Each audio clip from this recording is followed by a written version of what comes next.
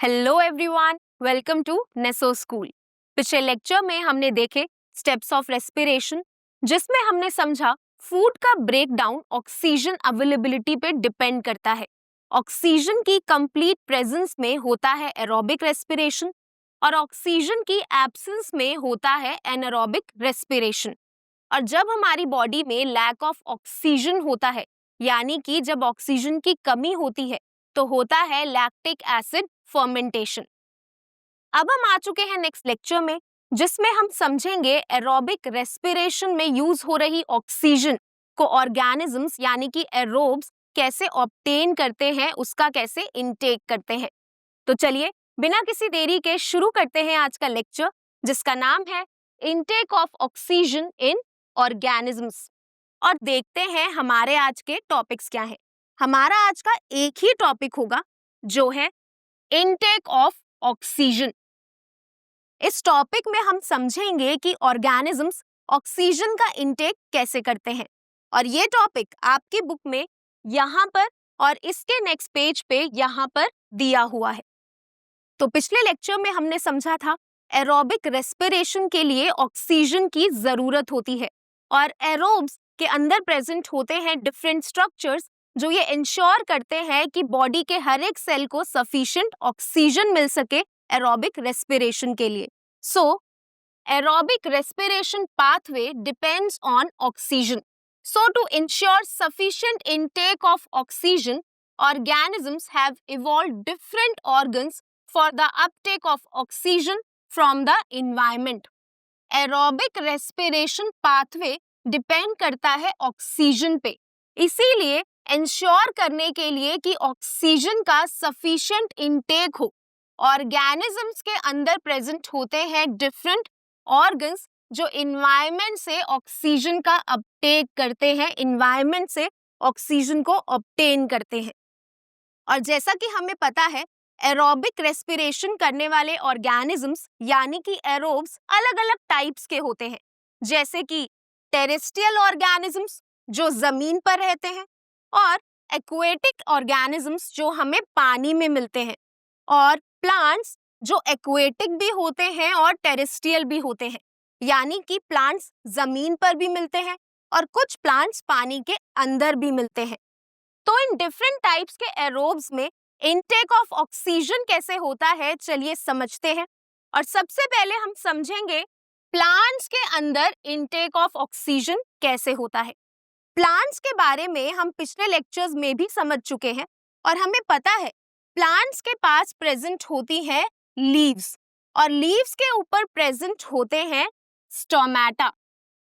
Stomata tiny pores होते हैं जो एक्सचेंज ऑफ गैसेस में हेल्प करते हैं, यानी कि CO2 एब्जॉर्प्शन या फिर ऑक्सीजन रिलीज में मदद करते हैं। बट प्लांट्स CO2 को एब्जॉर्ब कब करते हैं और ऑक्सीजन को रिलीज कब करते हैं, ये कौन डिसाइड करता है? प्लांट्स CO2 एब्जॉर्प्शन या फिर O2 रिलीज कब करेंगे, कैसे करेंगे, डिपेंड करता है प्लांट बॉडी की रिक्वायरमेंट्स पे और इन्वायरमेंटल कंडीशंस पे। So, CO2 and O2 are exchanged by diffusion, and the direction of diffusion depends on environmental conditions and the needs of the plant. CO2 और O2 एक्सचेंज होते हैं diffusion की मदद से, और डिफ्यूजन की डायरेक्शन यानी कि या तो CO2 प्लांट के अंदर एब्जॉर्ब होगा या फिर प्लांट CO2 को रिलीज करेगा। सिमिलरली O2 को प्लांट एब्जॉर्ब करेगा इन्वायरमेंट से या फिर रिलीज करेगा। ये डायरेक्शन ऑफ डिफ्यूजन डिपेंड करता है इन्वायरमेंट की कंडीशंस पे और प्लांट की नीड्स पे, रिक्वायरमेंट पे। कब एक्सचेंज ऑफ गैसेस होना है और कब कार्बन डाइऑक्साइड एब्जॉर्ब होना है, कब रिलीज होना है, डिपेंड करता है सराउंडिंग कंडीशंस पे और प्लांट्स की रिक्वायरमेंट्स पे। For example, at night CO2 elimination occurs as photosynthesis does not take place. रात में CO2 elimination यानी कि CO2 रिमूव होता है क्योंकि फोटोसिंथेसिस नहीं होता। जैसा कि हमें पता है प्लांट एक एरोब है, यानी कि प्लांट्स जो है एरोबिक रेस्पिरेशन करते हैं। एरोबिक रेस्पिरेशन में प्लांट्स ऑक्सीजन की मदद से फूड का ब्रेक डाउन करते हैं। और हमने पिछले लेक्चर में समझा था, एरोबिक रेस्पिरेशन में जब फूड का ब्रेक डाउन होता है तो बनता है CO2 यानी कि कार्बन डाइऑक्साइड मॉलिक्यूल्स। अब रात में जैसे कि हमें पता है फोटोसिंथेसिस नहीं होता, क्योंकि फोटोसिंथेसिस को जरूरत होती है सनलाइट की जो दिन में ही प्रेजेंट होती है, इसीलिए रात को फोटोसिंथेसिस नहीं होता। अब जो एरोबिक रेस्पिरेशन से CO2 प्रोड्यूस हो रही है वो फोटोसिंथेसिस में यूज नहीं हो पा रही, क्योंकि रात में तो फोटोसिंथेसिस होता ही नहीं है। तो ये जो CO2 प्रोड्यूस हो रहा है एरोबिक रेस्पिरेशन की वजह से, प्लांट्स रात में इस CO2 को एलिमिनेट कर देते हैं यानी कि रिमूव करते हैं। सो प्लांट्स रात को CO2 गैस रिलीज करते हैं। अब देखते हैं दिन में क्या होता है। During the day the CO2 generated is used for photosynthesis, hence no CO2 is released. Instead O2 is released. दिन में ड्यूरिंग द डे जो CO2 जनरेट हो रहा है वो यूज हो रहा है फोटोसिंथेसिस के लिए, इसीलिए दिन में कोई CO2 रिलीज नहीं होता, लेकिन ऑक्सीजन रिलीज होता है। अब जैसा कि मैंने आपको बताया, प्लांट एरोबिक रेस्पिरेशन करते हैं और एरोबिक रेस्पिरेशन के बाद जनरेट होता है CO2 गैस यानी कि CO2 मॉलिक्यूल। अब दिन में फोटोसिंथेसिस भी होता है और फोटोसिंथेसिस के लिए CO2 एक मेन रिएक्टेंट है, यानी कि फोटोसिंथेसिस के लिए प्लांट्स को CO2 की जरूरत होती है।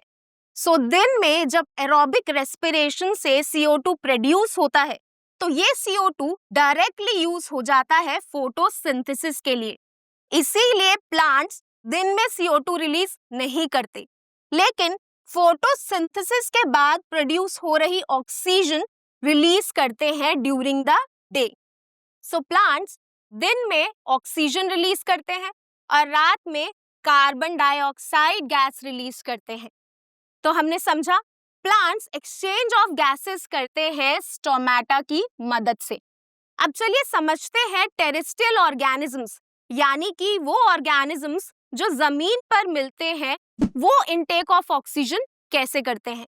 जैसा कि हमें पता है टेरेस्ट्रियल ऑर्गेनिजम्स एयर से, यानी कि जो एटमॉस्फेयर में एयर प्रेजेंट है उससे ऑक्सीजन को इनहेल करते हैं, उससे ऑक्सीजन को इनटेक करते हैं। सो terrestrial organisms breathe in the oxygen present in the atmosphere. Terrestrial organisms oxygen जो एटमॉस्फेयर में प्रेजेंट है उसको ब्रीद इन करते हैं, उसको इनहेल करते हैं। और टेरेस्ट्रियल ऑर्गेनिजम्स की जो ऑर्गन्स हैं जो ब्रीदिंग में हेल्प करती है उनके स्ट्रक्चर भी बहुत स्पेशल होते हैं। उनके स्ट्रक्चर कुछ ऐसे बने होते हैं जिससे सरफेस एरिया इंक्रीज हो जाता है, और जितना ज्यादा सरफेस एरिया होगा उतना ज्यादा ऑक्सीजन का एब्जॉर्प्शन होगा। So the organs for breathing have structures that increase the surface area in contact with the oxygen rich atmosphere. Terrestrial organisms जैसे कि ह्यूमंस के पास ब्रीदिंग के लिए स्पेशल ऑर्गन्स होती है, और इन ऑर्गन्स के पास स्पेशल स्ट्रक्चर्स होते हैं जो ऑक्सीजन रिच एटमॉस्फेयर के साथ डायरेक्ट कांटेक्ट में होते हैं। इन स्ट्रक्चर्स का सरफेस एरिया ज्यादा होता है जिससे मैक्सिमम ऑक्सीजन का डिफ्यूजन हो सके, यानी कि मैक्सिमम ऑक्सीजन बॉडी के अंदर आ सके। For example in humans respiration के लिए, ब्रीदिंग के लिए होता है ह्यूमन रेस्पिरेटरी सिस्टम। ये सिस्टम कुछ ऐसा बना होता है कि ऑक्सीजन डायरेक्टली बॉडी के अंदर एंटर करती है और एंटर करने के बाद इन सैक लाइक स्ट्रक्चर में पहुंचती है जिनको बोलते हैं एल्वियोलाई। जैसा कि आप देख सकते हैं एल्वियोलाई का सरफेस एरिया ज्यादा है जिससे मैक्सिमम एक्सचेंज ऑफ गैसेस होता है ब्लड और एल्वियोलाई के बीच में। एल्वियोलाई से ऑक्सीजन डायरेक्टली ब्लड में डिफ्यूज करती है और ब्लड से कार्बन डाइऑक्साइड डायरेक्टली एल्वियोलाई में एंटर करती है, और एल्वियोलाई से कार्बन डाइऑक्साइड बाहर निकल जाती है एटमॉस्फेयर से। इसीलिए हर टेरेस्ट्रियल ऑर्गेनिज्म में डिफरेंट ऑर्गन्स होते हैं जो इस तरीके से बने हैं कि वो ऑक्सीजन रिच एटमॉस्फेयर के साथ डायरेक्ट कांटेक्ट में हो और मैक्सिमम ऑक्सीजन का डिफ्यूजन हो सके या फिर एक्सचेंज ऑफ गैसेस हो सके। तो ये तो था टेरेस्ट्रियल ऑर्गेनिजम्स के बारे में। अब चलिए समझते हैं aquatic organisms intake of oxygen कैसे करते हैं। एक्वेटिक ऑर्गेनिजम्स वो ऑर्गेनिजम्स होते हैं जो पानी में मिलते हैं, जैसे कि लॉबस्टर, फिशेस, ऑक्टोपस। ऐसे अलग अलग टाइप के एक्वेटिक ऑर्गेनिजम्स होते हैं जो पानी में रहते हैं। लेकिन ये ऑर्गेनिजम्स ऑक्सीजन का इनटेक कहाँ से करते हैं, चलिए समझते हैं। Aquatic animals use the oxygen dissolved in water. Aquatic animals पानी में प्रेजेंट ऑक्सीजन को इनटेक करते हैं, यानी कि पानी में प्रेजेंट डिसॉल्व्ड ऑक्सीजन को यूज करते हैं एरोबिक रेस्पिरेशन के लिए। बट क्या आपको पता है एक्वेटिक ऑर्गेनिजम्स का ब्रीदिंग रेट हमसे बहुत ज्यादा होता है, यानी कि एक्वेटिक ऑर्गेनिजम्स का breathing rate is much faster than the breathing rate of terrestrial organisms. But ऐसा क्यों है, चलिए समझते हैं। Since the amount of dissolved oxygen is much lower than the oxygen in air, the breathing rate in aquatic organisms is much faster than in terrestrial organisms.